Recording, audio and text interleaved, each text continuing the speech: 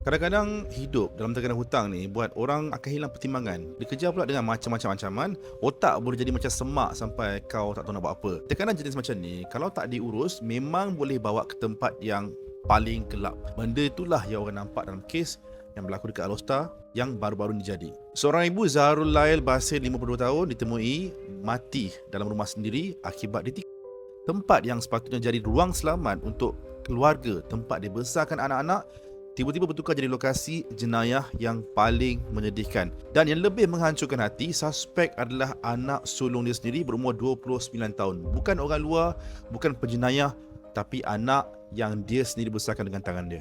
Polis cepat dan berjaya kesan suspek tak lama lepas kejadian. Suspek lari naik bas ke Selangor, tapi polis tahan malam tu juga. Bila disiasat, polis kata suspek tertekan sebab masalah hutang. Ada hutang dengan Along, ada hutang sewa motor P-Hailing sampai RM700 dan beban kewangan yang dikatakan semakin berat. Tapi seberat mana pun tekanan tu, itu bukanlah alasan untuk ambil nyawa sesiapa, apatah lagi ibu sendiri. Yang buat orang lagi tersentuh ialah bila dipercayai kawan-kawan sekolah, suspek mula muncul dan bercerita dekat social media.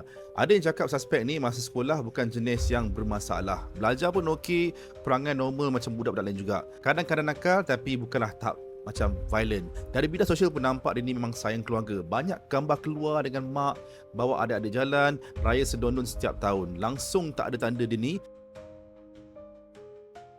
Bila orang baca cerita kawan-kawan sekolah dia, ramai yang macam tak sangka sebab dari luar, hidup dia macam nampak normal je. Nampak macam anak sulung yang bertanggungjawab. Tapi dalam diam, rupa-rupanya tekanan yang ditanggung sampai tahap dia ni boleh hilang kawalan sampai macam tu sekali. Tapi walau kita faham tekanan, realiti tetap sama. Ia adalah satu tragedi, arwah ibu ditikam 3 kali, termasuk satu tikaman mengenai jantung. Dalam masa sama, semua orang masih keliru dan sedih, termasuk anak arwah yang bernama Khairul Hakimi, 23 tahun, yang tengah hadap peperiksaan universiti, terpaksa balik mengejut lepas tahu kejadian tu. Dan dia kata sepatutnya dia ni balik esok, tapi bila dah jadi macam ni, dia terpaksa terus balik. Dan ayat tu cukup menunjukkan betapa cepatnya hidup diorang ni boleh berubah dalam masa beberapa jam. Raya tahun ni kata Hakimi memang tak akan sama macam tahun-tahun yang lepas. Diorang ni takkan dapat rasa dah masakan mak diorang. Dan diorang takkan dengar dah suara yang biasa bangunkan masa pagi-pagi raya.